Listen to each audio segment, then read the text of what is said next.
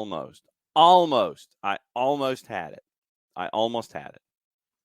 Welcome to another round of soccer down here. Sorry, that's the I always forget shoulders. That shoulder. Okay, that's just the bag with all my stuff in it. Greetings from Valdosta, Georgia. It's another round of soccer down here. It's a Wall Pass Wednesday, and let's see. Jarrett's a little under the weather, so it's you and me this morning, and we will go through yesterday what happened in Champions League. We'll get into that. And there's some news out of South America that's tied to Atlanta United. We'll get into that. And some news about NWSL. We'll get into that. So since it is a Wall Pass Wednesday, it's pretty much whatever's on your mind. So whatever you guys want to talk about, we'll talk about. And we will dance it through, and we'll sit there and we'll have the standard amount of fun that we have. And before we go this morning, I do have requested listening from our friends at The Athletic, and it's from our friends overseas. Something that I stumbled on this morning, and they beat me to it. So they're doing it in podcast form. I wanted to do it in book form. So they win, but once again, it's Adam Crafton and our friends at The Athletic with some requested listening before your day is through, for those of you that believe in the podcasty stuff. So yesterday in Champions League, it was a fair amount of crazy for the most part. Yes, that's what we're getting into, Sean. We're getting into that. They were, Abby, thank you. Today is the biggest element of it all, where we're going over. Okay, so before we get into Champions League, and yes, Sean, we're getting into Spurs. We'll get into that. And by the way, on Prem and Proper, which will be released later today, we catch up with we hear from Eric Dyer about what happened yesterday in groups. So you'll hear about you'll hear about the Coys, Sean. So we'll get into, you can hear from Adam Dyer on Prem and Proper. But full disclosure, the reason that I am here in Valdosta is for the high school football stuff. And it is a story that we're working on for the championships here at Lowndes High School. And short version is, we all remember Hurricane Ian and how it pretty much tore up the west coast of Florida on the Gulf. And one of the schools that is there is Dunbar High School. And Dunbar got hit pretty hard. And they were trying to get, when you're back in school and you're doing your stuff, you're still playing high school football.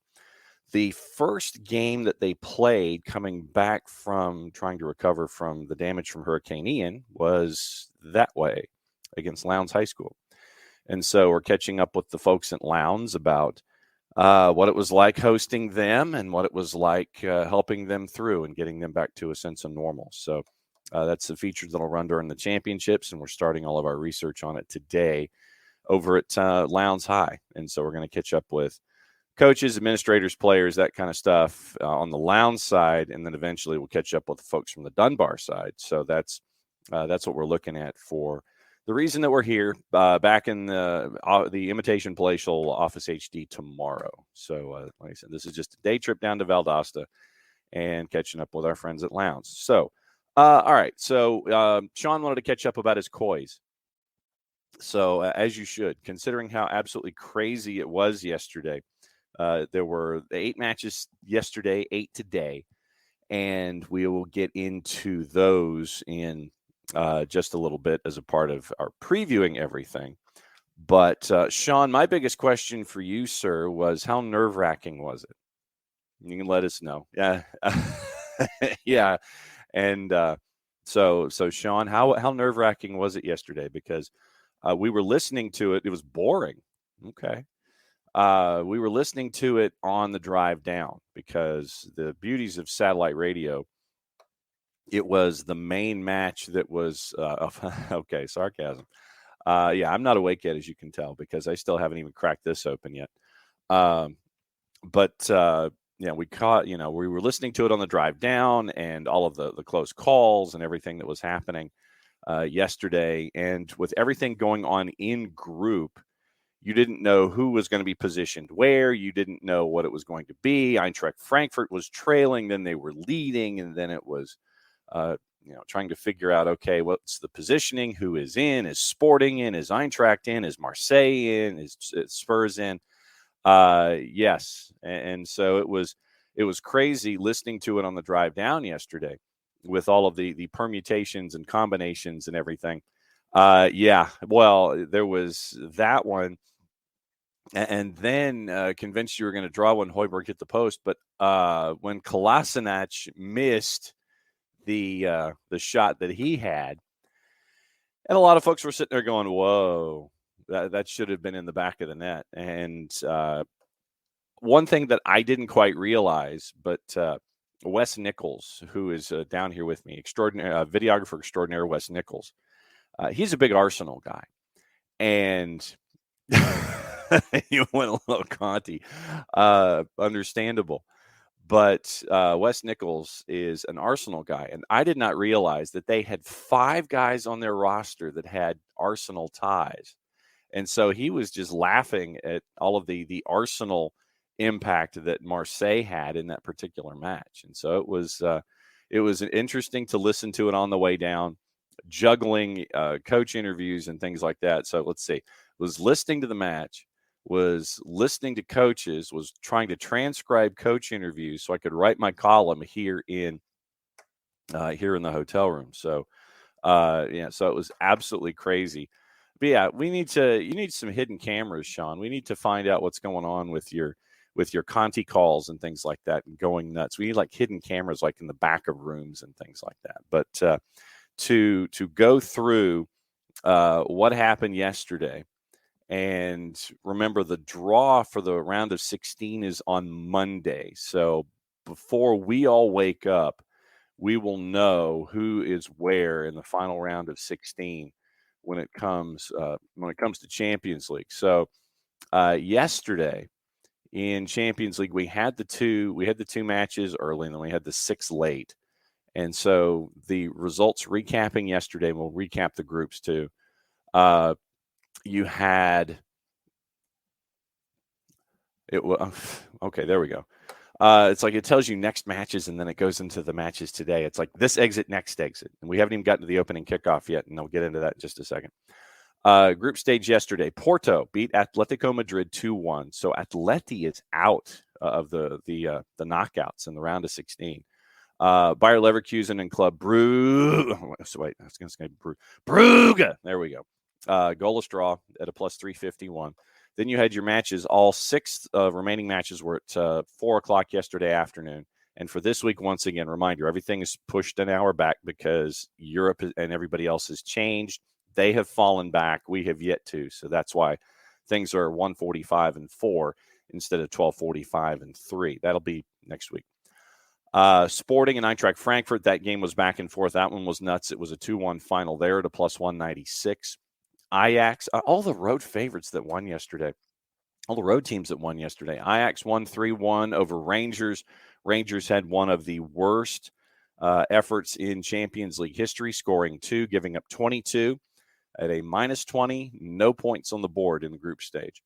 So Ajax won at a minus 116. Barca beat Victoria Pilsen 4-2. Hey, Victoria Pilsen actually scored some goals. So they finish up the group stage with scoring goals, but they got no points. So Barca won at a minus 294. Spurs and Marseille, we've been talking about that one at a 2-1 final at a plus 140. Liverpool beat Napoli by the score of 2-0. Same score, Bayern Munich over Inter.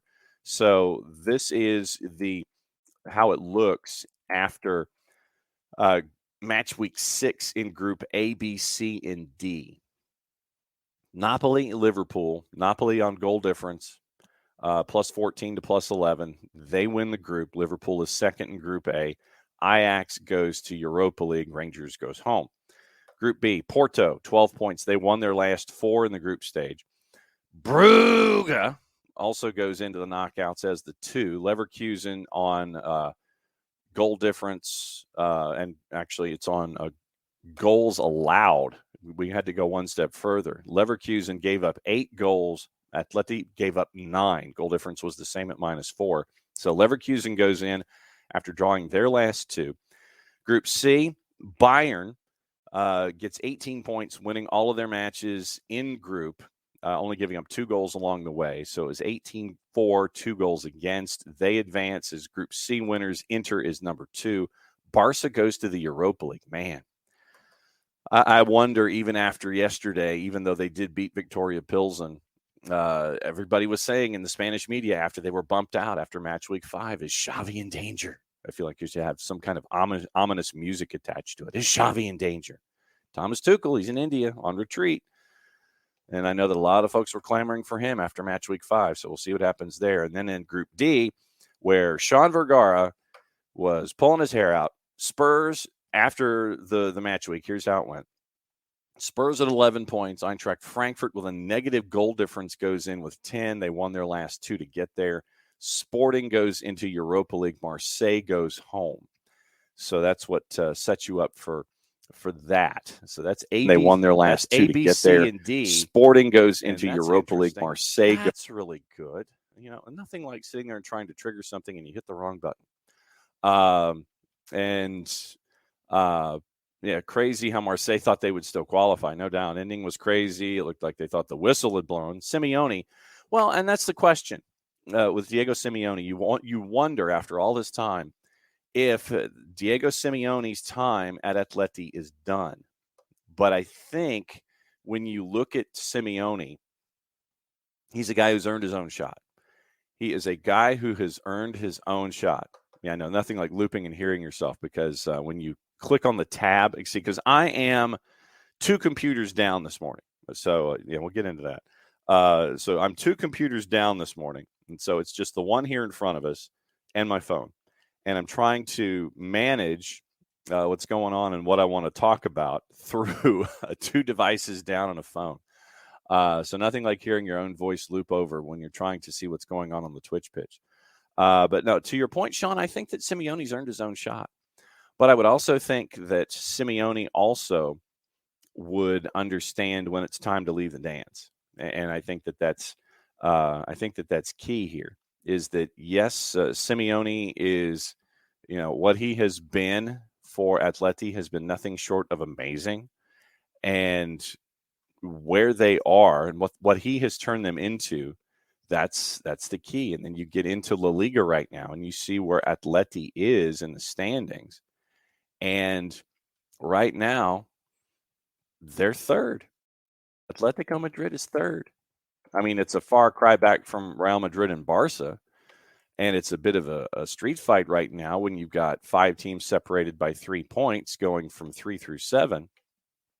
But as long as Simeone continues to get the team into Europe, they're the top of that second group right now, ahead of Real Betis on goals scored with 20 goals scored to 16.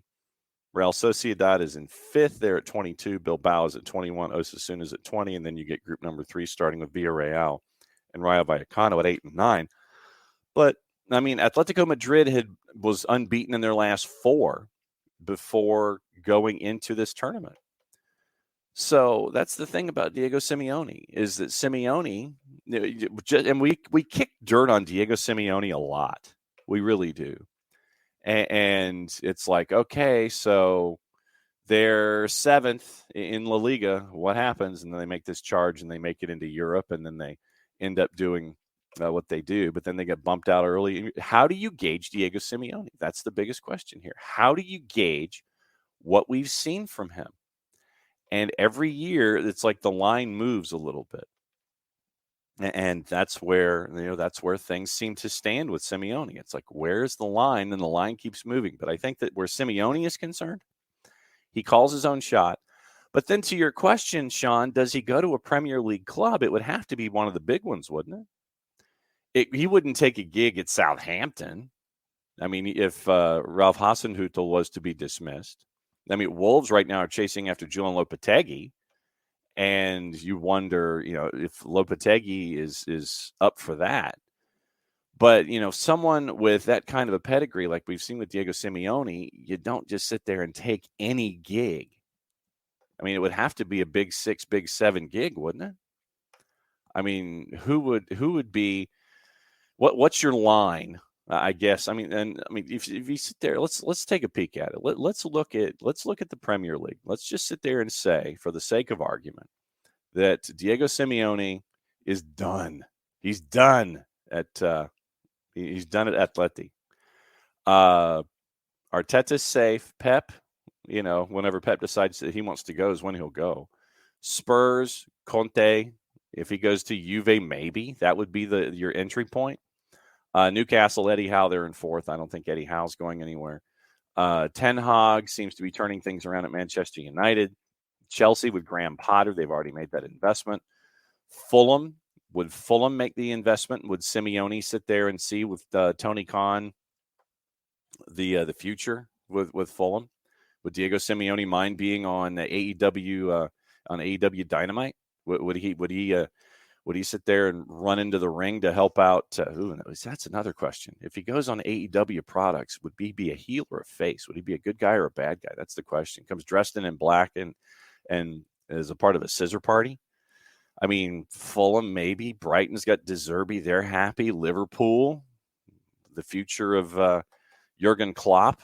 Whenever Klopp decides he wants to go. But once again, if you're thinking about this more in the immediate, Crystal Palace, I don't know if you would go there, but they're happy with Vieira. Brentford with Thomas Frank. Everton with Lampard. That's a question for the Airborne DJ. If Simeone were available and Lampard was flailing, would you pick him up? West Ham and David Moyes, maybe. Bournemouth, no. Leeds, no. Villa, no.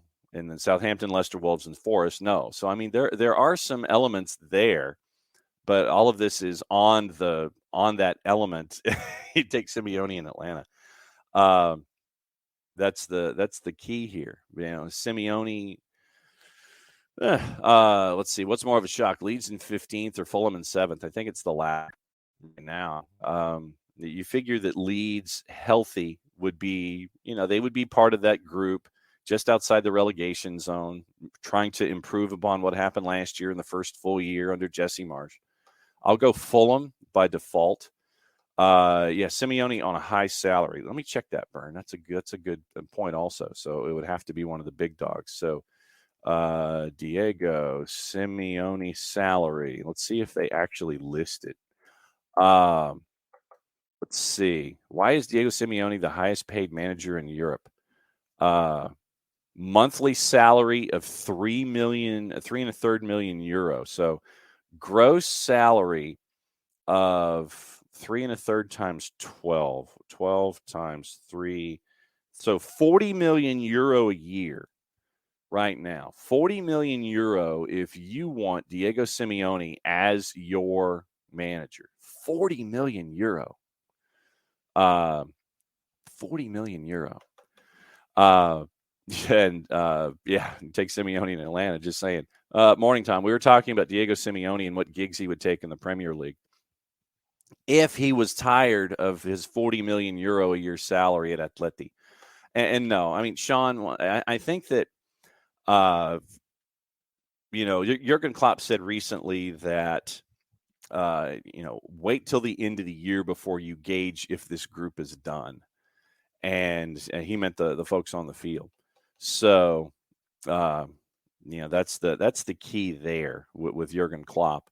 Burned in this morning, and this is definitely true. Simeone and the MLSPA would not see eye to eye. That's pretty sure. You think they didn't like Heinz? Let's see what they say about El Cholo. Absolutely correct. You are absolutely correct. Like I said, I think that it's a select few of folks that would be interesting to Simeone and then be able to match his salary figure. And the fact that salary figure is what it is right now. 40 million euro a year, man. That's almost like winning the lottery. By the way, I did pick up some lottery tickets here in South Georgia, considering that the Powerball is over $1 billion. Actually, there's your opening kickoff, brought to us by our friends at Kickoff Coffee, kickoffcoffeeco.com. Let me bring up the QR code here and put it in front of my face. That's your QR code from our friends at Kickoff Coffee, kickoffcoffeeco.com. You once again can grab Kickoff Coffee follow them on social media at Kickoff Coffee CO on Twitter, Facebook, and Instagram. But you hit that QR code. What that does is it gets you on your way with Kickoff Coffee. Use the code SoccerDownHere15, and what you will get is 15% off of your purchase for everything involving Kickoff Coffee. Then they, in turn, take 10% and they invest it in the youth game right there. There's your QR code. QR code for Kickoff Coffee right there. And so use that QR code for our friends at Kickoff Coffee to get your day started with our friends there. Soccer Down Here 15 is your QR code, and you get 15% off. They take 10%, reinvest it in the youth game, kickoffcoffeeco.com. All right, so Powerball's over $1 billion. What soccer-related thing would you do? Not just, whatever. What soccer-related thing would you do if you won Powerball? What soccer-related thing would you do if you won the Powerball? And remember that you can take the lump sum, or you can just do it over, 30 years? What soccer-related thing would you do? Yeah, by the way, yeah, FIFA, no kidding. There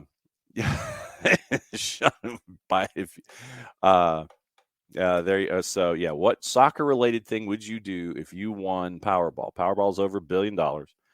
And there you go. Okay, so Sean says, all right, so here's, Tom, it's Tuesday. It's Wednesday, so therefore this still applies. Sean, Thomas Tuchel is on holiday, some kind of fancy holiday in India. I guess it's maybe some kind of a cleanse or something. So he's there doing that, and that's why he hasn't popped up yet, at least. And Sean, thank you very much. Well, I've turned a lot of the lights out here in the hotel.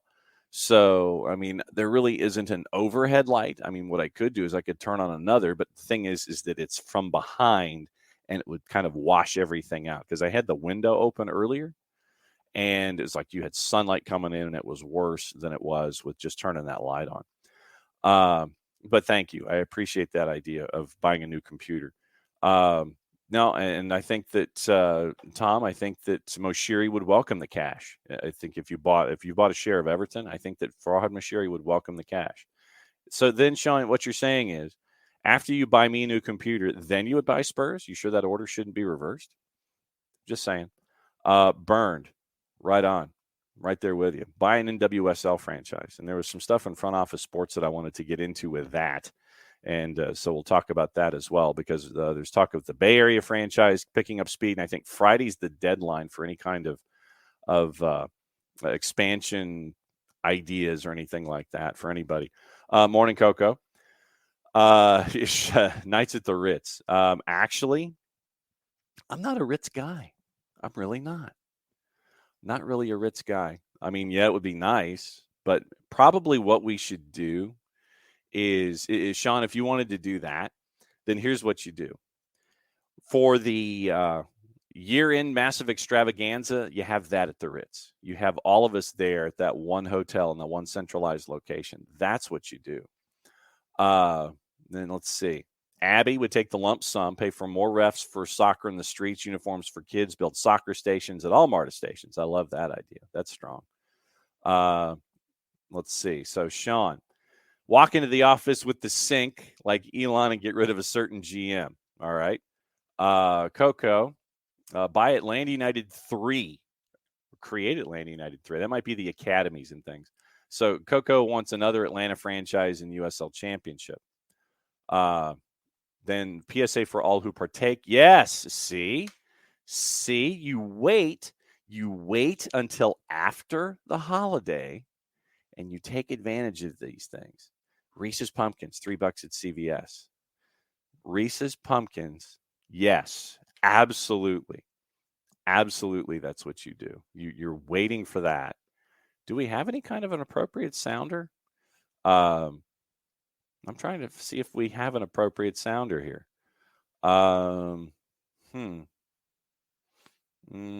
Trying to think of anything. Oh, let's see. What's this?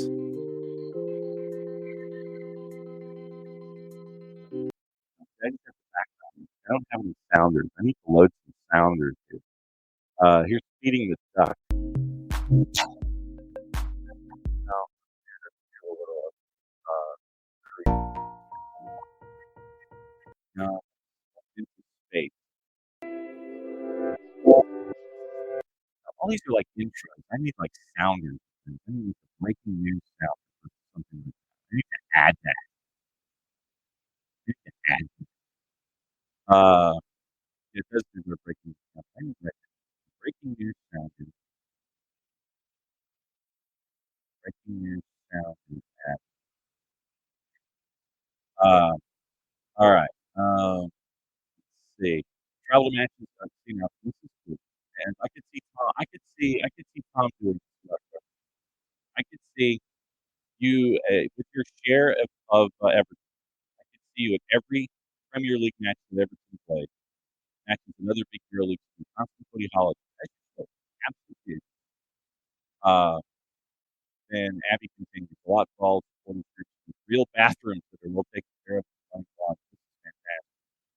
Are you serious? I just killed the mic again. Are you kidding me? Unbelievable.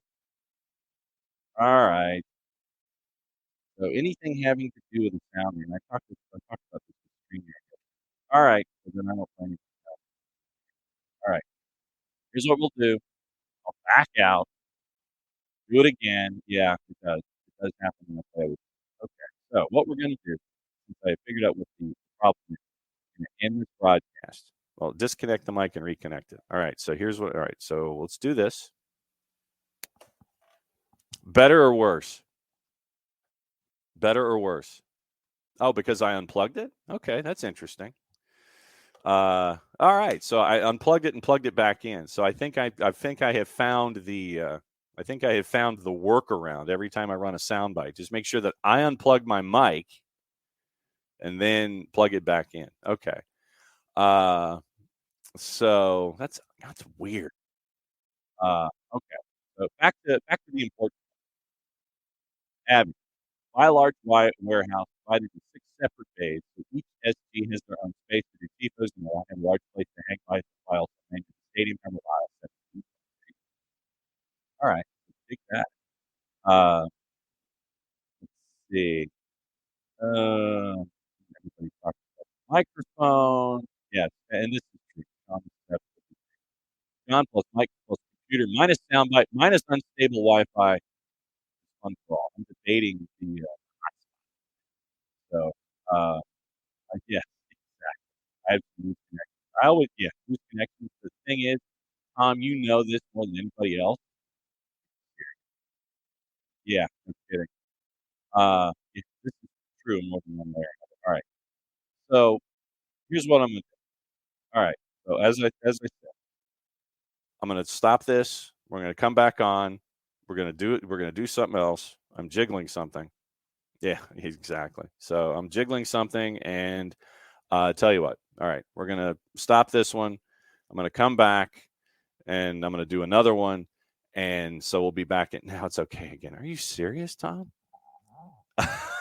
Now, see, the thing is that I am in no condition.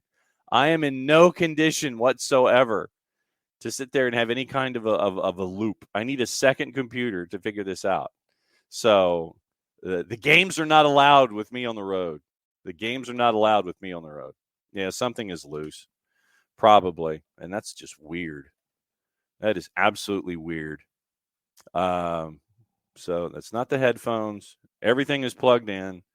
And so all right. So everything is plugged in. So I guess as long as I don't move anything. All right. So am I logging off or and starting a new one, or are we okay for the next 12 seconds? It's nothing. This is the best live radio ever. Okay. Stay for now. All right. So we'll stay for now. And when Dylan comes in, I will just introduce Dylan hot. I won't bring in Dylan sounder. So that way, of course, it's better now. Okay. So the opening kickoff, once again, brought to us by our friends at Kickoff Coffee. What would you do if you won Powerball? That's the big question here. What would you do if you won Powerball? And let's see. So for me, obviously, it's yeah, exactly. I am not running any ads. Not running any ads at all. Not going to happen, Sean. Coco wants to take MLS to NOLA. Well, Coco, you know that with the price tag, if you stepped up to the plate and went to Don Garber and said, "Here's the price tag. Here's what you're hunting for," bang, then that's what you're doing. Yeah, you come there with a check that doesn't bounce, and you're there paying in full with the expansion fee and everything. Then you're going. But the biggest question is, then where would you play? Where would you play? That's the big question with the MLS to NOLA, the USL Championship to NOLA group that's online. We've talked to them in the past. I think they're looking to build their own barn. Where would you play? That's the big question. So that's the kickoff this morning. Opening kickoff. What would you do if you won Powerball? What soccer-related thing would you do if you won Powerball? Nothing like sitting in one of these hotel chairs. Okay. The other thing that I wanted to bring up this morning for opening kickoff. How many of you have been to the dentist recently? Raise the hands. Yeah, nice. Yes, thank you, Sean. We need it. How many of you have been to the dentist recently? Building UNO for their football. They're doing football at UNO. Okay. Did not know that privateers were starting football for real. I went to the dentist yesterday. No. I had to go to the dentist yesterday because back in February, I think, or no, it was later than that. But yeah, well, Abby, what you need, what I would love to do in that situation is Herndon Stadium over on the campus of Morris Brown, renovate it, and that way you create your gateway to the West End that way. What you do is you renovate the Morris Brown Stadium because that was where the Atlanta Beat played in the Incarnation 1.0 in the WUSA. They played there, had great crowds, and it welcomed folks to the West End. So that's what if you wanted to do that, create another walkway or a gateway from Mercedes-Benz to Herndon Stadium, and then do that with your idea there. With a franchise at Herndon Stadium, open up the West End, and have it be another gateway back and forth from Mercedes-Benz.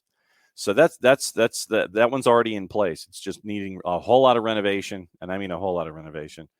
And basically, you'd be redoing the entire stadium. And that's what I'm saying, is that what you would do is you would own the facility, you would own the new Herndon, and because Morris Brown doesn't have any athletics. They recently just got reaccredited, I think, as a university. There's nothing there. Morris Brown has no athletics that are outdoors, so you could own it and have Morris Brown come in and use it if they wanted to have what you could do is you could start a soccer program at Morris Brown. Do that too. Yeah, and that's why. And OG, you're right, definitely. But it would be taking that property and turning it into a new facility. Take what we know as the Herndon Stadium area, and just completely tear the thing down, build a new shiny nice one, and then have that as your gateway both to the West End in one direction, to the AUC, and then to Mercedes-Benz, working your way back east. Yeah, and I'd have stupid microphones in the way of those sitting in the front rows. Let's see. And so I did not know this, but Coco, thank you for this update. Football at UNO starting in 25 into the Southland. Okay. No, so the whole dentist thing. No, it isn't, because I wish that my entire diet was Mountain Dew and Reese's. I wish it was, but it's not. But I chipped a tooth like 6 months ago and completely freaked out about it. And I thought it was just a chipped tooth. And then I go to the boss's dentist, and they go, oh no. No, it's not just a chipped tooth. You need a root canal. So got a root canal, which was fun. Got my first crown, which is just as much fun. And so now I'm in the regular rotation of doing things at the dentist. And so I go and get the fluoride cleaning and treatment yesterday, and it is still there. Literally, they're like, okay, you can't eat after You can't, wait an hour and a half if you're just going to have like a drink or something, but wait at least an hour before you start eating. I have attacked this fluoride that they have put on my teeth for like the last 24 hours, and it is still there. So that's been adventures in dentistry down here. So that's the fun. Yeah, I had to have a root canal. I thought that it was just a chipped tooth, and so I had a pita chip, and it chipped my tooth, and I'm like, oh crap. And so for like a month, I was trying to figure out when I could eat off of that side. And that's what happened. I ended up getting a crown, and it's smooth and it's equal. That was what eventually did happen after they said, no, it's not just a chipped tooth, it's a root canal. And yeah, I know. Welcome to getting older. So it wasn't what it was, and it turned out to be far more advanced than what it was. And so now I'm into like regular teeth cleanings and things like that. So that was, I just was wondering if everybody else was having the same issues getting fluoride off of their teeth than I do. So that was the other question, the whole deal. NOLA USA coming to the UNO Stadium to play. Okay, that's good news, because with the interview that we had with them a while back on I-16 when I stopped off the side of the road, that was part of the thing. Burned. All right, so now that Burned is bringing this up, I'm going to go to Front Office Sports and discuss what they had involving the NWSL. Since you're bringing this up, Burned, you are looking at this in a true entrepreneurial state. And Front Office had some news on the NWSL the other day, and this is what Front Office had to say about it. And Burn, this is off of what you were thinking. Doug Greenberg at Front Office Sports. Per NRG's Leveling the Playing Field report, 30% of sports fans say they're watching more women's sports than they used to over the past 5 years. 25% say they're watching more over the past year. Figures both over double the number that say they're watching less women's sports than they used to, 13 to 12% respectively. Much of that growth being driven by younger generations. 39% of Gen Z, 29% of millennials say they're watching more women's sports over the last 12 months. Additionally, 40% of Black fans, 32% of Hispanic fans are watching more over the same time period. The increased interest is, at least in part, a result of investment from media companies. When asked why they watch more women's sports, 41% said that it was because there are more women's sports being broadcast. In turn, the value of women's sports broadcast rights in the United States grew from $36.9 million in 2021 to $47.7 million in 2022. So that's basically a 20% increase. However, even as attitudes on women's sports have begun to change, few fans are ready to fully commit their time and money to them. Only 21% of sports fans actively follow any women's sports leagues, and only 9% say they'd be willing to pay to watch a women's game. By comparison, 2/3 of fans would be willing to spend money on a men's game. Additionally, the average U.S. sports fan would be willing to spend a maximum of $56.67 on a piece of branded men's sports merchandise, but only half of that, $28.40 max, for women's sports. 42% say they would never consider buying a piece of women's sports merchandise regardless of price, which is daft and disappointing. All of this said, fans are ready to keep supporting the women's sports movement as long as the proper investment is still there. 60% of fans believe sponsors should invest more money into women's sports. Further, 85%, including 79% of men, say it's important for women's sports to continue growing in popularity. Two other things. The NWSL Championship, the finals match between Portland and Kansas City, drew a record audience of 915,000 viewers. Massive growth this season, several attendance records broken, and a bump in viewership. First time, once again, a broadcast on network in prime time. It was great to have Jen Hildreth come on last week, and we caught up with her about what she was seeing with the growth of the NWSL, the most watched match in league history, 71% increase from last season's championship, which was also played on a Saturday. Match presence on CBS in the primetime slot, first time that happened in league history. Multiple attendance records, several single-game records, most overall the course of the season, 1,042,063 people, a bigger bottom line for the sport on the whole. Title sponsors grew 11% since 2021. Commercial revenue increased by a third. league commercial revenue jumped basically 1/4 year to year. Then the other thing, burned, to your point. Women's soccer is growing, drawing more investors. Amount of leagues with title sponsors has risen to 77%. Club commercial revenue increased 1/3 year to year. Setting the pace, the FIFA report, take that as you wish. Number of women's leagues had risen. Number of leagues securing broadcast revenue grew from 9 to 10. Bernd, I think you're right on. I mean, if you look at the NWSL, and you look at both the NWSL and Major League Soccer,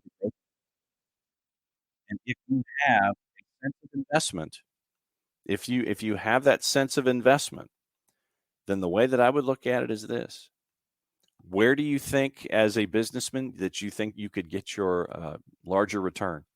Right now, it might be NWSL as a growth market, but I think that both Major League Soccer and NWSL are both growth markets, and it would be right on for someone to sit there and dive in and get both.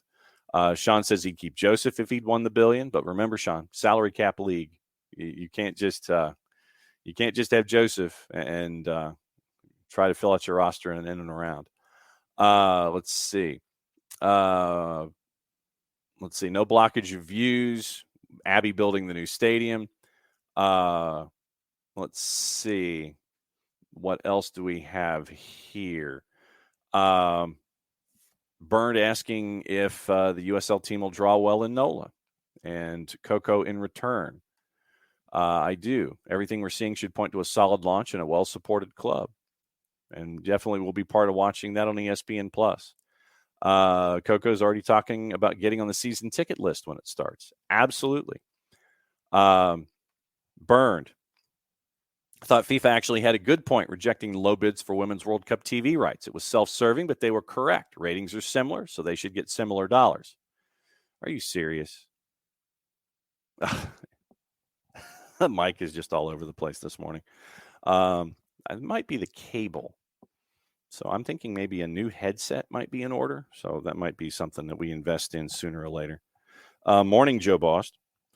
Yeah, so that's your sense of investment. And I think that a lot of you guys are right on. I think that you are. I think you're legitimately right on when it comes to what you're looking at for the growth of women's soccer. Before Dylan Butler joins us in 10 minutes, something that came across yesterday from our friends at TEC. And it looks like that Atlanta United might be looking at a player in South America to possibly be added as a part of their offense. Enzo Copetti. This came out from TEC yesterday. Buy out the third level for all Atlanta United home games. Give all absolutely. Absolutely. I love that idea. Love that idea. Give all the tickets away to those who want to go and buy who can't afford it. Absolutely. Call it the Abbey plan. But Enzo Copetti's name has been linked to Atlanta United. And right now, he's at Racing and had 11 goals, 4 assists in 25 games, 20 goals in all. And I am trialing. All right. Take 2. Fingers crossed, no doubt. All right. So we're getting into the Enzo Copetti discussion. 11 goals fundamental to Racing, and did not go unnoticed. And this is once again from our friends at TEC. Enzo Copetti had a good season at Racing, even though he did not kick the decisive penalty against River that would have given the team the LPF title. That's why the striker has 2 offers from Major League Soccer. Yes, and we're back. 11 goals fundamental for the team to reach the last day with a chance to be the champion. Did not go unnoticed in Major League Soccer. Charlotte and Atlanta United are the firm contenders for Enzo Copetti. So Enzo Copetti is the name to keep an eye on. Both clubs could not go to the playoffs this year. So Racing wants to strengthen their attack. Chances that he will leave are real, both because of his desire and that of the club, although there may be a no less obstacle. The exit clause for Copetti, of whom Racing owns, is 80% $10 million, and the club is clear they will let him go if it will be for a sum similar to that, but the idea is to sell him in the market during the window. No, we do, Tom, but right now, Argentina is a country that has an amazing group of talented players. And what you're looking at is quality of play plus quality of individual. I mean, if you go to, and you look at, Moises Caicedo and what we've seen from, other countries like Ecuador, it just seems to be a place, you don't see me. That's not good. Hit refresh, Abby, and see if I'm there. There we go. Okay, so it might be just Abby. Don't go scaring me. One thing is bad enough this morning. I mean, right now, if you're looking at Capetti, it's probably in the neighborhood of 10 million. And you're looking for the same kind of output that he gave you when it came to what he did at Racing. And also Udinese was chasing after Capetti as well. So keep an eye on Enzo Capetti at Racing being looked at, and probably it would be somewhere in the neighborhood of 10 million for the release clause, and then you work on percentage of the pass and things like that. So Enzo Capetti is a name that has surfaced for Atlanta United when it comes to the new guy in town. So we'll keep an eye on that. On his official Instagram account, quote, "Did 1,000 things right. No one said anything. I did one thing wrong, and I'm already the worst person in the world." Once again, social media. That's what happens, sadly. So just keep an eye on the name Enzo Capetti down in Argentina at Racing. 20 goals in all comps last year. So keep an eye on Enzo Capetti as possibly a name to be brought in for Atlanta United coming in the January window. Big, strong 6'5" Eastern Euro striker one time. Like a Peter Crouch, if you're looking for somebody like Peter Crouch's size. So that would be an idea when you're something like that. But so they're looking at Enzo Capetti. We'll keep an eye on that as well. I'm going to I'll go ahead and see if I can do the promo without any kind of music.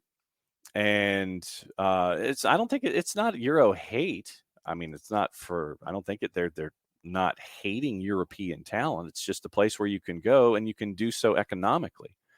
And what you're doing is you're looking at someone that you can bring in, because we all know those of us who watch the Premier League that their prices are overinflated, and especially if you're trying to do Twitter starts charging, would you pay to stay? I don't know about that.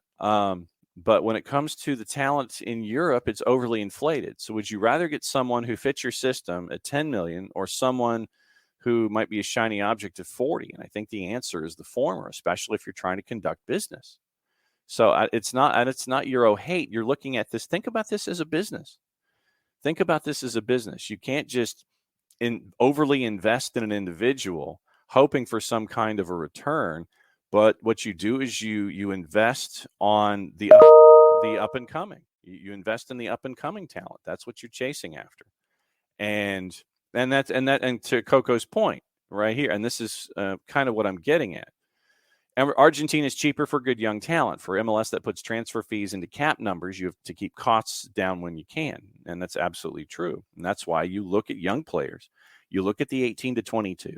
You look at South America, because South America is a market that needs and it's not just England. No, I think that once again, I think that if you look at anybody, Sean, hit him straight. But it's not just English talent, because once again, it has to fit your system. And so if you're looking for Spain, you're looking at Portugal, you're looking at places like that would fit what you're chasing after, then that's what you're staring at. I mean, it's not just going to what you're looking to do is bring in talent. You're looking to bring in the good young talent, as Coco says. You want them to grow and let this be that jumping off point that you're looking for to send them to the European theater. Kasper Shabilko, once again, and you have to think of system too. You can't just sit there and say, well, I like guy X. If he doesn't fit into your system, then it is square peg, round hole when you're trying to sit there and try to bring in an individual and figure out how they fit. So Dylan Butler is here, and I'm just going to bring Dylan in because Dylan, I am in a hotel room in Valdosta, Georgia this morning, and apparently either things are goofy with the headset or the plugs or the audio board or the hotel Wi-Fi or something. And so this is about as no frills a broadcast as it's going to get, because everybody's like, well, you sounded great, and then you played a sounder, and then everything went to hell.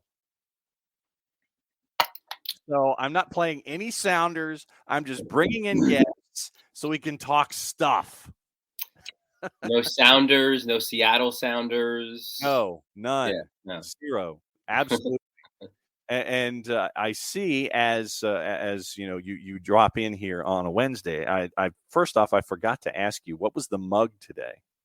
Yeah, I'm horrible with trying to show it, but this is my here we go. A little bit this way. Yes, be a My goldfish. Ted Lasso, be a goldfish. Absolutely. So, have you seen, or have you become a disciple of Ted Lasso as a show? Yeah, a while back.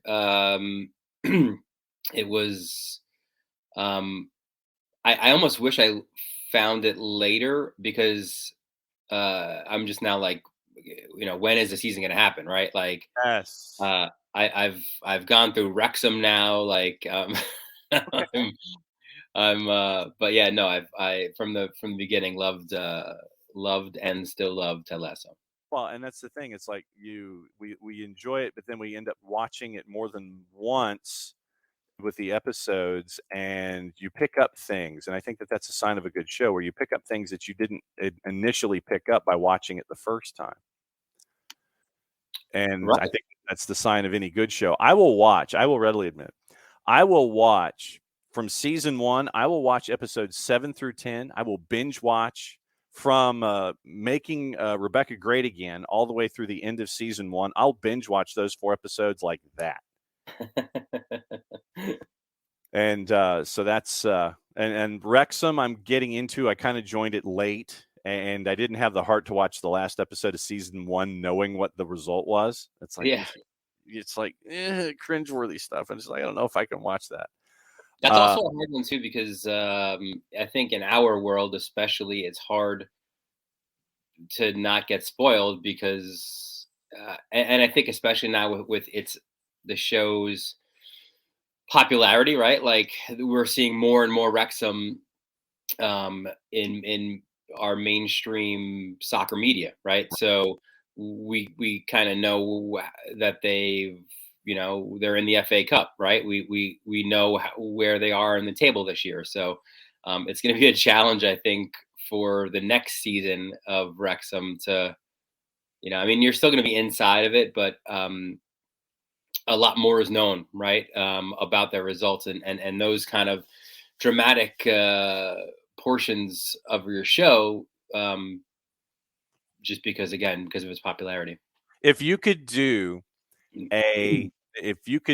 a series on a franchise or a topic that could be either Wrexham-esque or something like that, if Dylan Butler could EP a project that it would go to either FX or Netflix or something like that, what soccer team would you focus on and why? Perhaps this is too close to my heart, right? Those are the best projects sometimes, though. I would say Newcastle, because of and I think you'd have to probably go back a little bit if it's like the perfect scenario, like to the new ownership and Ashley being out, and how the celebration and the belief among the supporters, because that's what a good show is, right? That's what Ted Lasso is about, right? Like, just the belief in something could happen, right? I think and that's what the new ownership brought to Newcastle. I guess it could have some crossover appeal to the States because of Miguel Almiron and everything that he's doing for Newcastle. And then listen, I've I've been there, and I think it's one of the greatest football, soccer towns there is, and I think a deep dive into that culture and the people. I mean, granted, Sunderland did it as well, but they're not Newcastle, right? No. So I think I would say that would probably be the one. I think we've seen that a little bit in MLS and in the early days of LAFC, right? That was interesting on ESPN Plus as well. But I would say that for me that would be it. I mean, again, it's close to the heart, but I think that would be a good one. And when I came in this morning, I had some recommended listening for everybody. And it is the new Adam Crafton podcast on Shakhtar Donetsk, where they've done a lot of stuff behind the scenes ever since the war broke out. And they've had unparalleled access to the team and the players. And so that series has come out in podcast form. That, for me, would be the story. Soccer in wartime with Shakhtar Donetsk and possibly the Ukrainian Premier League. Yeah, you certainly beat me to that. Mine is just kind of a Premier League team trying to build back up to what it once was. But yeah, yours has a bit more real world drama in it. So was there any real world drama to you in the Final Four before we got to MLS Cup? So it's funny. I would say not really.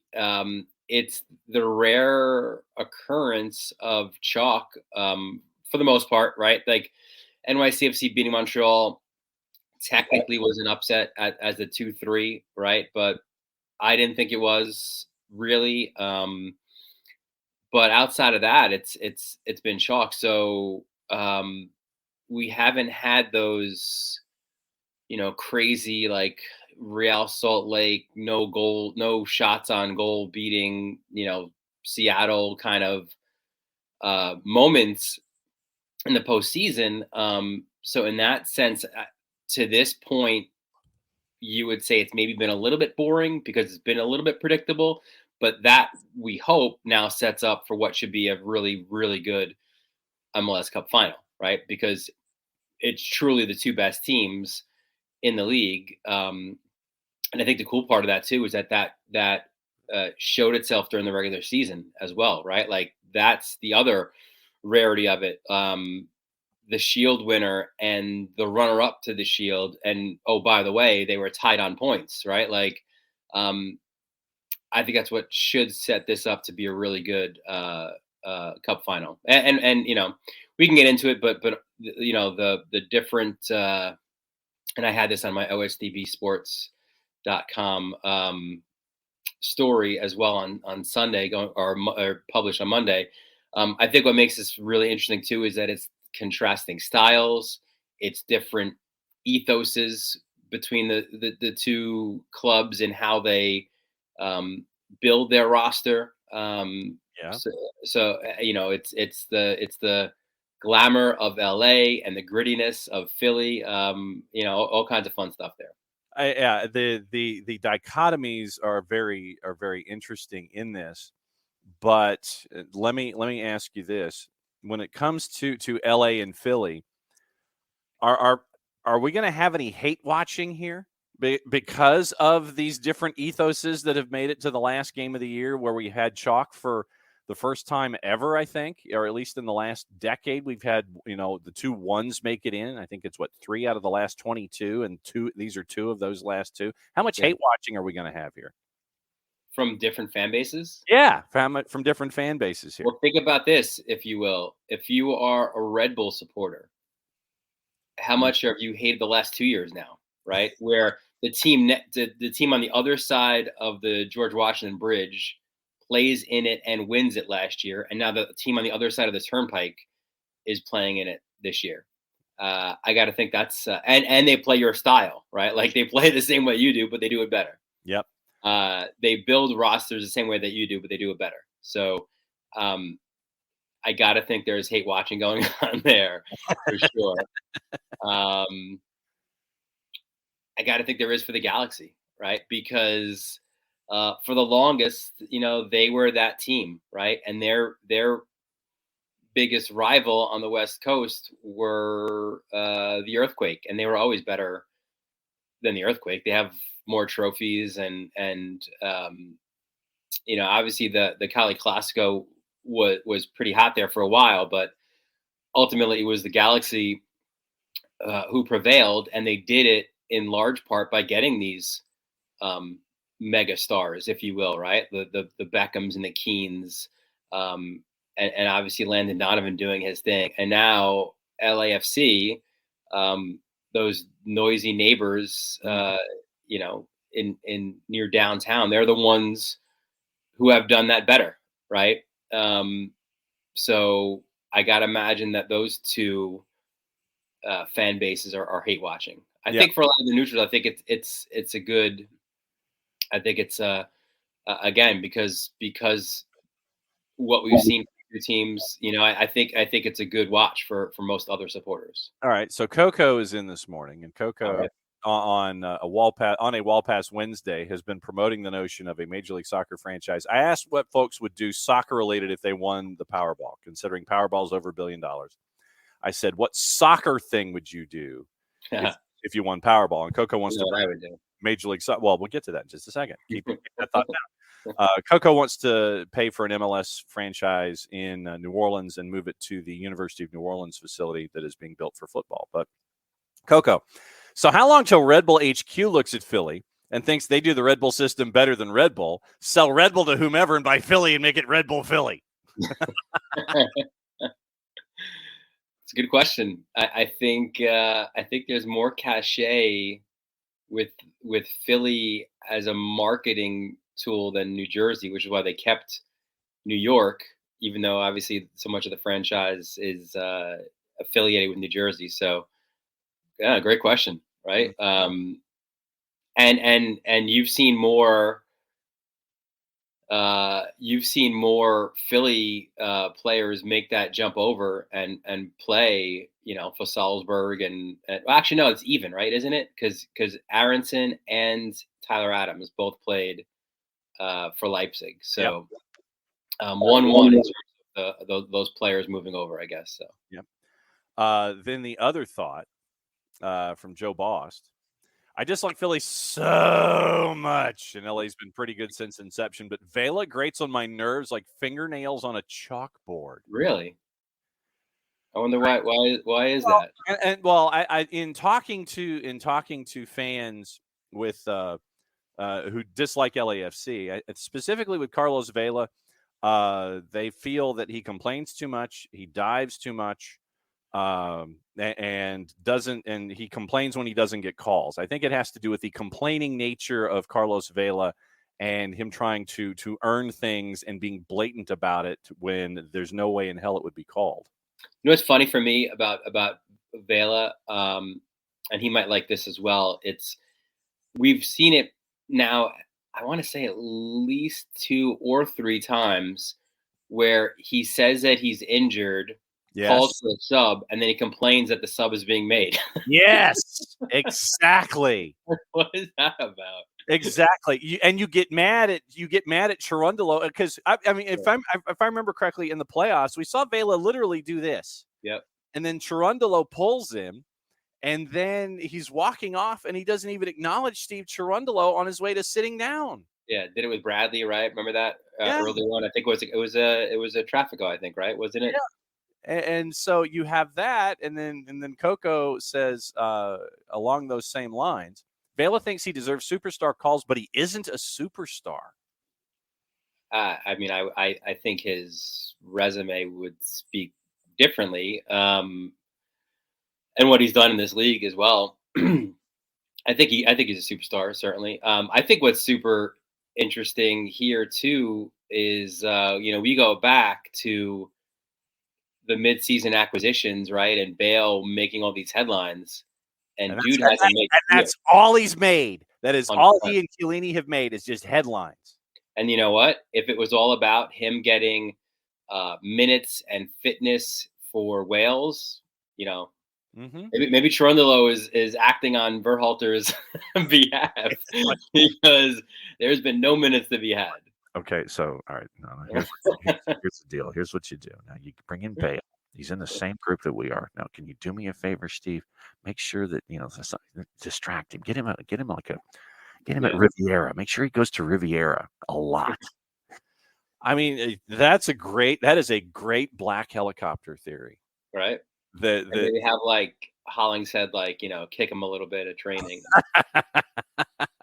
or have Chiellini do you a solid, like the Karch Karai move that he pulled when he first came in, with the SWAT, almost getting a yellow before even getting a chance to play. But no, I mean, John Thorrington brings in all of these names. You bring in Chiellini. You bring in Bale, and you're getting better results out of Bouanga and Arango. And you were thinking that you might get rid of Chicho Arango when you were bringing these guys in. And now Chicho Arango is the one who seems to be doing more of the heavy lifting right now. And Carlos Vela is not really showing up on the score sheet that much. And then even Opoku is your sub last match, and it's not Bale, right? Yeah. So what do you do you legitimately think, and I think that this is why I'm leaning towards the team in Chester, the Chester Union FC, that they will try to be physical. They will try to be their standard amount of physical. And I have always maintained that when LAFC's front line and all of those activators that they have on offense, when they are bumped around, when they are being tossed about, when they're being chopped down, when they're being physicaled against, if that is a word or a phrase, that they get frustrated and they're not allowed to do what they like to do artistically. Then they get mad. Then they're drawn into cards, which is what Philly wants you to do in the first place. I have yet to see LAFC respond against a physical team and come out the other side with a win. I think this plays into Philly's hands. I agree. They wanted to look as many. They want it to be a rock fight, right? They want that physicality ratcheted up to 11. They want as many balls in the air and 50-50 challenges, and so in that sense, advantage Philly. And look, I don't know if they're so concerned about giving away fouls and set pieces because of how good Andre Blake has been, right? Yeah. So that's another advantage. I think that might be the biggest advantage that Philly have in this match is the Blake factor, right? Mm-hmm. And it's funny because again, when you take a deeper dive into the roster build for LAFC, it was very interesting, right? Because in the off season, last winter, it was all about the players with MLS experience, right? So you bring in Ilie, right, at defensive mid. You bring in Crepeau, a position where they've struggled from the very outset. LAFC. You ain't kidding. You bring in Hollingshead, right, who's been one of the best at his position as well. You bring in Kellen Acosta, right, and then you flip the script in the summer, and that's now when you make your big off-season moves, right? So those players have been helpful, but if you're going like head to head, Crepeau has been good. He is not Andre Blake. No, right? No. Conversely, Philly really didn't make many moves, right? Like a couple of moves because they were there. They were there a year ago. They didn't need to make the moves. So, it was more tweaks than anything. And one of those was one of the best moves of the year, right? Bringing in Julian Carranza from Miami, right? Yep. A guy who is a pressing forward, who will do that dirty work for you as well. So I think, again, another one of those fun storylines to think about coming into this cup. When you look at Philly, it doesn't look like they'll have Alejandro Bedoya. Yeah. And I think he went 25 or 30 before he felt the same injury again, motioned to the bench, and it was a great set of ears by Kendra D. St. Auburn, who just happened to be right there at that moment when Bedoya says, I can't go, and they had to swap him out. How do you think they will adjust not having Bedoya for the last game of the year, which is the most important game of the year? Yeah, I mean, tactically, it'll be the like for like is Jack McGlynn. He'll come in, but he's there's certain qualities that Bedoya brings that McGlynn doesn't. That's qualities. That's a good word to use. Yes. It's no, but I mean, listen, but Bedoya, injury aside, when he's 100%, the guy covers so much ground. Yeah. And he opens up so much space for others as well, because it's not just, he's not running around like a chicken with his head cut off. It's tactical running to create space for others, right? It's that selfless off ball running. So you lose that, you lose that that savvy, right? That veteran savvy, the soccer IQ. Not that McGlynn doesn't have it, but he's just younger. That what you'll get from McGlynn is just all out hustle and running, and but those other factors that I think in a one-off, in a 90-minute cup final are so important. That'll be a loss for sure for Philly. Yeah, I mean, because when you bring in McGlynn, and you mentioned Philly just tweaking, and I think that Philly can tweak because of their academy and their build, and so they have young guys that are there from 15, 16. I mean, all you have to do is look at the Aaronsons, the unending supply of Aaronsons that they can get at Wawa, and have that as McGlynn and Aaronson and all of those academy guys that are in this system, learning the system very, very young, and they can be inserted into the lineup. To your point, they just don't have that level of professional experience. They understand the mission. They just haven't been in it in Major League Soccer situations, Major League postseason situations, and now an MLS Cup. So that was, to your point, yeah, you bring in McGlynn, he gets it. He just doesn't have the reps that Bedoya does in situations like this. Correct. And I think there's more players, even though it's LAFC's first cup as well. I think that there's players there in other leagues and other situations who have played in similar matches, right? Not that necessarily Philly doesn't have any of those guys, right? But I think maybe LAFC has a little bit more of that cup final savviness, if you will.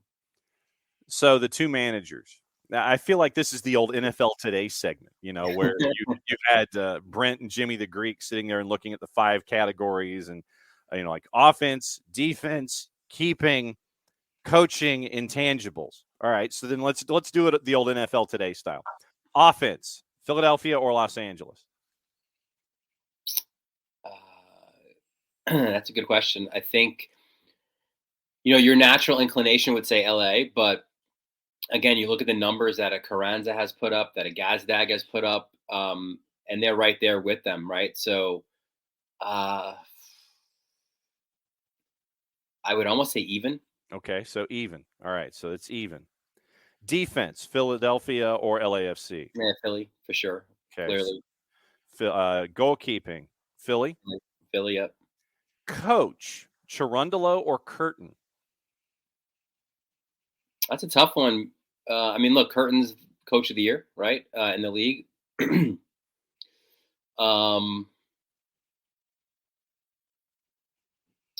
I don't know. Like, it's hard to. I don't have a feel. I don't think on Cherundolo as a coach, right? Like, I haven't really. I don't think had many issues with subs that he's made. I like that they've got some tactical flexibility there. It sounds like you're saying even. Yeah, maybe, but maybe a slight edge to Philly with I mean, look, he brings Corey Burke off the bench, right? He scores the winner. Right. That makes him look really smart, certainly. Yes, absolutely. So maybe a slight edge, but to Philly, if not even, yeah. Okay, so Philly lean. Yeah. So right now it is 2 to Philly with a lean and an even. The intangibles, whatever you would consider the intangibles, category 5. Well, it should be home field, right? But And that's this, huge. but the thing is, USC football has already said, by the way, there's no parking for you. Yeah. Because we got a football game. You can't park. You've got to go for the shuttle buses at Dodger Stadium. You've got to take the metro. You've got to find other ways to the stadium because we got college football and we need the revenue. That to me, I think they'll find a way. the 32-52 will find a way. That I want to find out what they end up with that. Folks have been dropping in. Joe Boss says LAFC probably has the experienced depth edge. And Soccer for Good OG, more effective weapons in attack for Philly. Tactics-wise, Philly has the edge. They're going to frustrate the hell out of LA. That's the plan. That's their game for sure. That's what their game plan is. So when is this going to go more than 90, do you think? We haven't really had much of that, right? We had Dallas. Well, we had Salt Lake and Austin go to PKs, right? Who I think Dallas, right? Dallas went to PKs. That was it. I was at the Miami NYCFC match, so I didn't see the end of that. But that was a Panenka winner for Dallas, right? So that went to PKs. We haven't really had many matches, right? This playoffs go. I think it'll go. I don't think it'll go past 90. The last, I'll go black helicopter on this one. The last match in the That's how they're getting there, by the way, the 32-52. That exactly is correct. They will match with gold trim. Yes. The last match in the current TV era goes as long as it possibly can. I think that you get mandates. You get mandates from the front office. Get this to go as long as we can. We need the windows expanded and the ad revenue. Make this go as long as possible. I think that's a huge edge that Philly, right? Yeah, I think so. Sean Vergara, LAFC has to win. Philly's playing with house money, is what Sean's saying. I mean, I don't know about that. I mean, we listen. We've seen it with Red Bulls. We've seen it with Atlanta. Like those special teams, the window isn't very big, right? And like NYCFC had a similar situation where, you felt like if they didn't win last year, when were they going to win? Obviously, they made a trip to the Eastern Conference Finals again this year, but there's only a finite amount of time. So yes, they're a young team. There's always going to be changes in teams, but I wouldn't say house money. I mean, like Philly were so close last year. Now they're in the Cup final. They've been in Open Cup finals. Now is their chance to close it out. And I think, you can make the argument with LAFC as well, right? Like, how different are they going to look next year as well? So it's edge to them because they're home, and maybe more pressure on them because they're home. But there's certainly pressure on Philly to close it out too. Do we know who center ref is for MLS Cup? Have we heard that yet? I have no. There's usually that announcement, like I think either today or tomorrow, right? Oh, update! Breaking news sounder. Oh, Ismail Elfath will be in the middle. Corey Rockwell, Ian Anderson are your ARs. Joe Dickerson is the fourth. Drew Fisher is your VAR. Jeff Mushik is your AVAR. Jeffrey Greason is the reserve AR. So Ismail Elfath is the man in the middle, and I think that is a stellar choice. Yes, it's not Mr. Uncle, which is a good thing. It's not Uncle. It's not Ford. It's not Dickerson in the center. Having Ismail Elfath, I figured that my gut was going to tell me it was Ismail Elfath because with him heading to Qatar, you get this assignment as the marquee match of Major League Soccer for the year. It makes a lot of sense. All right. So before you go, Hani Mukhtar named MVP. Was it Mukhtar for you, or was it Driussi? Mukhtar. Mm-hmm. Yeah, Okay. I thought so, and I think even too we saw that in the head-to-head meetings as well. I thought he was better. Then would you petition for the voting deadline to be pushed further back To include the playoffs? to include the playoffs? I don't know. It's a slippery slope. Is it based on the regular season? Is it based on the season? I don't have a problem with it being a regular season award. Okay. There's a postseason award as well, or really a cup final, I guess, technically award. But yeah, I don't have an issue with the way it is right now. Okay. So then, but you're right. I mean, had it included the playoffs, I'm not sure Hani Mukhtar wins it. right, and that was kind of what I was leaning toward here. Since Mukhtar got the early exit, Driussi made it the extra round. We got to see what Driussi was been able to build for Austin as a part of this process. A couple of other. You know what? I'm sorry, John. I think it actually would further fuel the argument for Andre Blake. Yeah, that's true. Absolutely. I think it would. So, but do you have any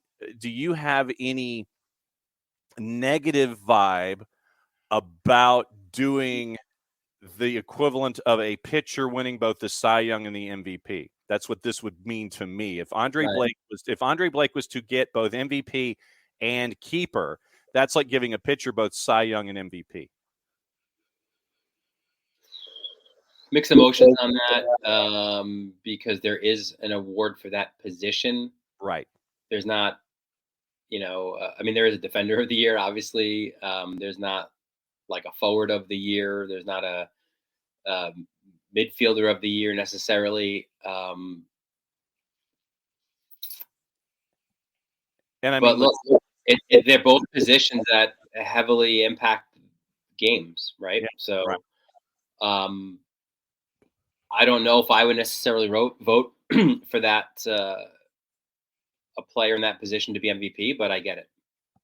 And a couple of other rapid fires before we go. All right, so then you're leaning Philly for this one, right?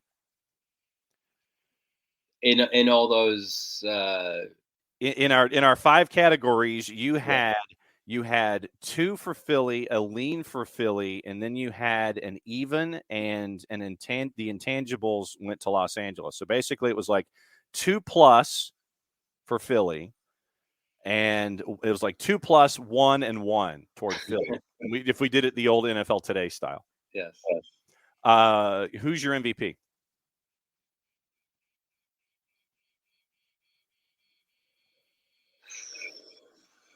It has to go to the winner. So now I have to say who the winner is going to be. Mm-hmm. Does it go to Andre Blake? I will say it goes to Andre Blake. Okay. All right. And as part of that, first goal is massively important. Now, Philly flipped the script a little bit on this theory.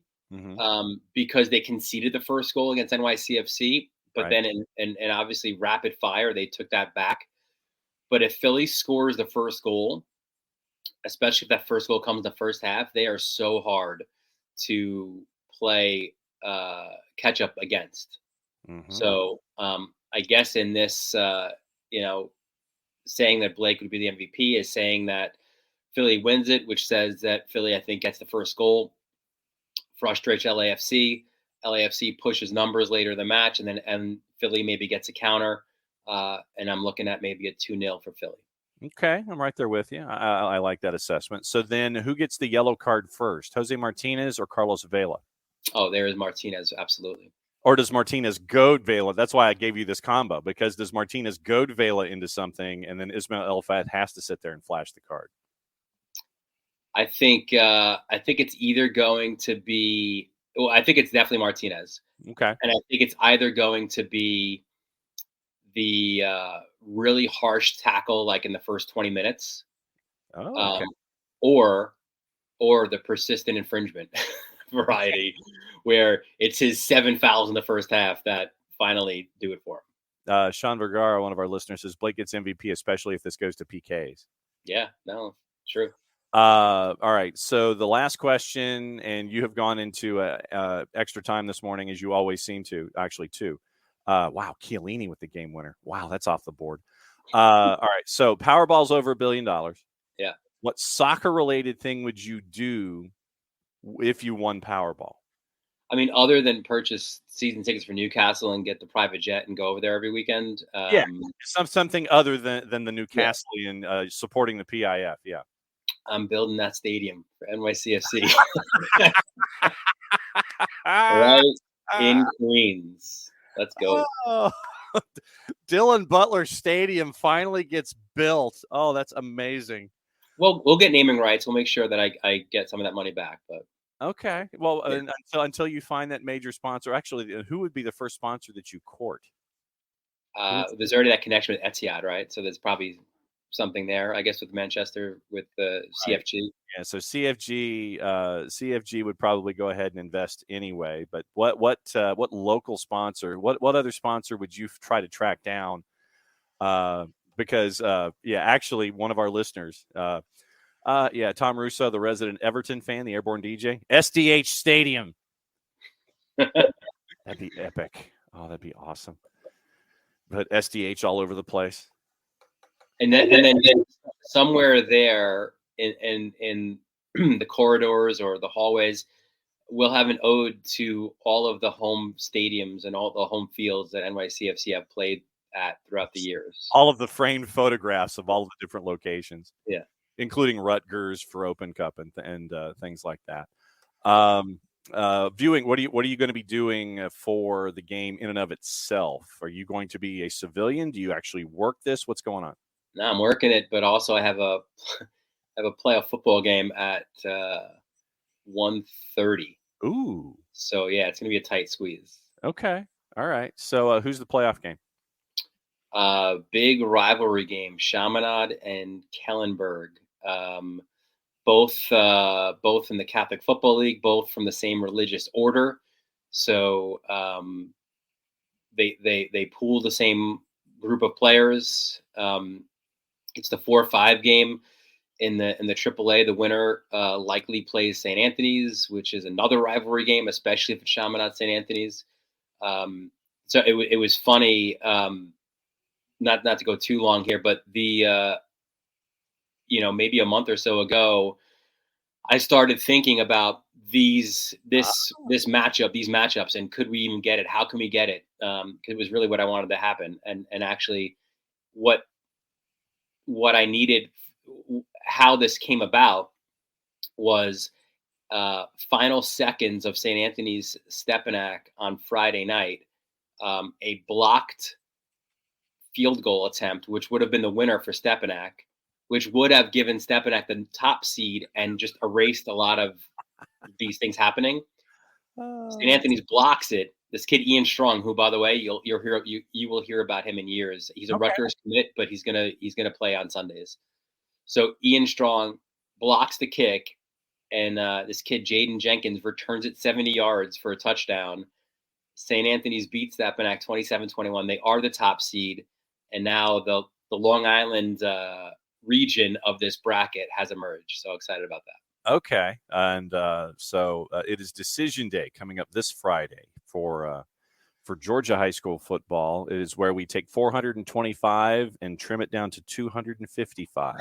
It is the playoffs, and everybody's getting their brackets out and working them in pen and pencil for us Friday night. It's going to be election night coverage for yours truly, and it's one of the most flying around nights of the year. A couple of things. Abby says for Dylan Butler Stadium, you need a really good bagel shop, and spelled. I got it. Yeah, there's already. And it's funny too, Abby. There's already one that's Utopia Bagels is already in City Field, so that's an easy fix, no doubt. And bagel shop spelled PPE. Obviously, it has to be a bagel shoppy. And also for Dylan Butler Stadium, please guarantee Nathan's hot dogs with sauerkraut would be available inside the stadium. Not a problem. News from Tommy Scoops before you go. It looks like Anton Tinnerholm has told Swedish paper Expressen he's leaving NYCFC. Quote, I will leave now after the season. It's been 5 fantastic years where you experience most of what can be in the U.S., but it's time for something else now, end quote. That is fresh from Tommy Scoops as of 10 minutes ago. Yeah, I mean, look, it's been a really difficult last 2 years for Tinnerholm. He has a young family as well. It was funny because they win the cup. He doesn't play in the match, obviously. He's been, when healthy, one of the best right backs in the league. Unfortunately, these last 2 years, he hasn't been. So yeah, perhaps something back closer to home for Anton Tinnerholm, but it's an interesting offseason. That's the first one to crumble. Alex Callens and Sean Johnson, both approaching free agency as well, or at least out of contract. So a lot of work to be done for NYCFC for sure. All right, we've definitely kept you over time. We've gotten you into the second period of AET. So what's going on with you at MLS Soccer and OSDB? Yeah, so obviously it's all about the cup, right? So I'll rehash MLS Cup and the winner's year for OSDBSports.com next Monday, and then it's all about looking forward to the World Cup, right? So we'll have some World Cup coverage as well. Obviously, the roster reveal comes up next week for the U.S. national team. So Dylan Butler at Dylan_Butler, OSDB Sports, MLSsoccer.com. We've kept him far too long on a Wall Pass Wednesday. Go enjoy the rest of what is in your Goldfish mug this morning. Get ready for your playoffs in high school football. We'll catch up with you next week, my friend. We'll have a winner. All right, buddy. Dylan Butler, always getting to hang out and put up with my silly questions every single friggin' Wednesday. So there's Dylan. Other news from Stephen Goff, DC United closing in on a contract with David Ochoa. MLS deal expires this winter. Finalized, RSL would get $300,000 additional in GAM from the summer trade with DC United. Also on the board this morning, Joe, thanks again for hanging out. Soccer never stops, and I love the idea of building a soccer farm in Middle Georgia. You do it somewhere right there off of 75 and 16, or maybe do it in Forsyth, somewhere in there that can help out what's going on. Bring the folks from Vidalia and Dublin over and Statesboro over.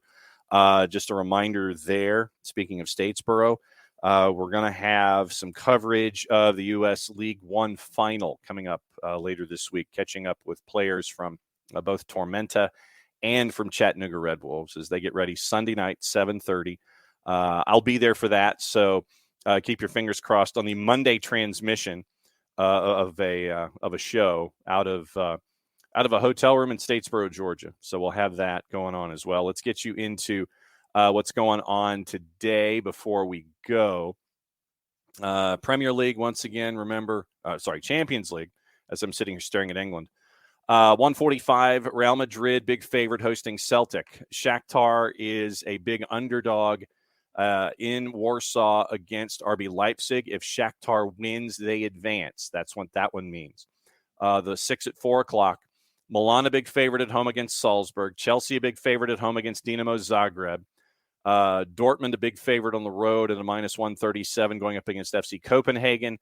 PSG is a favorite against Juve. Juve really could mess things up in that group. If Juve was to give Benfica a window, if Benfica gets a better result on the road at Maccabi Haifa than PSG does at Juve, Benfica wins the group. PSG, big favorite of -167. Maccabi Haifa is a favorite. Benfica is a favorite, -139 at Maccabi Haifa. Manchester City, no Erling Haaland. They are a -385, hosting Sevilla at a +1031. Let's get into gossip, rumor, and innuendo and viewing habits before we go, considering it's 11:15.